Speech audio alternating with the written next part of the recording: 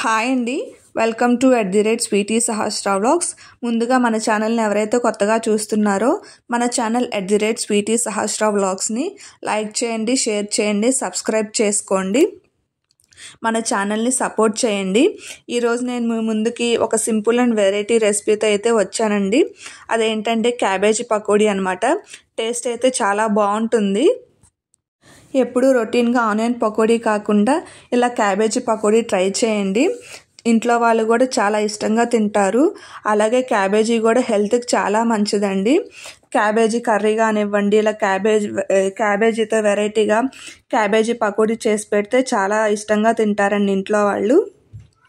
ఇంకా లేట్ చేయకుండా మనమైతే ప్రాసెస్లోకి వెళ్ళిపోదాం.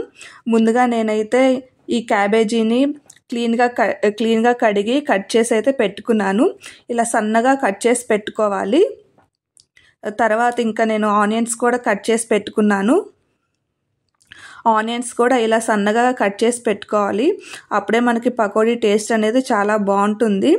తర్వాత పచ్చిమిర్చి అయితే వేసుకోవాలి. నేను ఇలా పచ్చిమిర్చి కూడా సన్నగా కట్ చేసి వేస్తున్నానండి. తర్వాత సాల్ట్ వేసుకోవాలి. మనం ఏది వంటకం చేస్తున్నా కానీ సాల్ట్ అనేది చాలా ఇంపార్టెంట్ అండి. సాల్ట్ సరిపోతే ఆ రెసిపీకి అసలు టేస్టే ఉండదు. మనం వంటకం చేసేటప్పుడు సాల్ట్ చూసుకొని వేసుకుంటే చాలా బాగుంటుంది. తర్వాత కారం కూడా వేసుకోండి కొంచెం ఎందుకంటే నేను ఆల్రెడీ ఇక్కడ పచ్చిమిర్చి అయితే వేసాను, అందుకని చూసుకొని కారం అయితే వేసుకోండి. తర్వాత నేను ఇక్కడ కొంచెం బేకింగ్ సోడా అయితే వేస్తున్నాను. బేకింగ్ సోడా వేస్తే పకోడీ అనేది క్రిస్పీగా వస్తుంది. ఇలా మిశ్రమాన్ని అంతటిని క్యాబేజీ ముక్కలకు పట్టేలా కలుపుకోవాలి. అప్పుడే ఉప్పు కారం సరిపోయేలా చూసుకొని వేసుకోండి. నేనైతే ఇక్కడ కొంచెం బియ్యపిండి వేస్తున్నాను. కొంతమంది ఎక్కువగా శనగపిండితోనే చేస్తూ ఉంటారు. అలా శనగపిండితో కాకుండా ఇలా బియ్యపిండి కలిపి వేయండి, చాలా క్రిస్పీగా ఉంటుంది. మీకు కనుక శనగపిండి పడదు అనుకుంటే శనగపిండి తగ్గించుకొని కొంచెం బియ్యపిండి యాడ్ చేసుకోండి. అప్పుడు కూడా పకోడీ టేస్ట్ అనేది చాలా బాగుంటుంది. ముందుగానే వాటర్ పోసి కలపకండి, పిండి అనేది జోరైపోతుంది. ఇలా కలుపుకునేటప్పుడు మనకి క్యాబేజీలోంచి ఆనియన్స్లోంచి కొంచెం వాటర్ అయితే వస్తాయి. ఇలా కలుపుకునేటప్పుడు ఆ వాటర్ సరిపోకపోతే ఇలా కొంచెంగా వాటర్ పోసుకొని కలుపుతూ ఉండండి. ఒకేసారి ఎక్కువగా వాటర్ పోస్తే పిండి అనేది జోరుగా అయిపోతుంది. అప్పుడు పకోడీ అనేది చాలా మెత్తగా వస్తుంది, ఇట్లా క్రిస్పీగా రాదనమాట.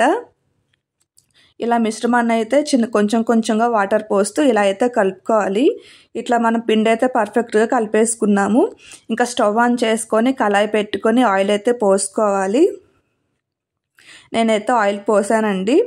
ఆయిల్ వేడెక్కనివ్వాలి బాగా.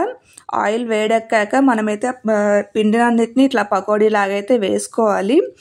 మంటను మీడియం ఫ్లేమ్లో పెట్టి వేసుకోండి. హై ఫ్లేమ్లో పెట్టి వేసుకుంటే క్యాబేజీ అనేది ఉడకదనమాట. అలాగే లో ఫ్లేమ్లో పెట్టి వేసుకున్నా కానీ క్యాబేజీ అనేది ఉడకదు. ఇలా మీడియం ఫ్లేమ్లో పెట్టుకొని వేసుకోండి. అప్పుడే లోపల క్యాబేజీ అనేది చాలా చక్కగా ఉడికిపోతుంది. టేస్ట్ అనేది కూడా చాలా బాగుంటుంది. ఇలా అయితే వేసుకోవాలి. క్యాబేజీ పకోడీ అనేది చాలా టేస్టీగా ఉంటుంది. తర్వాత పకోడీని ఇట్లా గోల్డెన్ కలర్లోకి వచ్చేదాకా వేయించుకోవాలి. తర్వాత మనం స్ట్రైనర్తో తీసి బౌల్లో అయితే వేసుకోవాలి. అంతేనండి, సింపుల్గా క్యాబేజీ పకోడీ రెసిపీ అయితే ప్రిపేర్ అయిపోయిందనమాట. ఇంకా మిగతా పిండిని కూడా ఇలా మీడియం ఫ్లేమ్లో పెట్టి అయితే వేసుకోవాలి. అప్పుడే క్యాబేజీ అనేది లోపల ఉడికి టేస్ట్ అయితే చాలా బాగుంటుంది.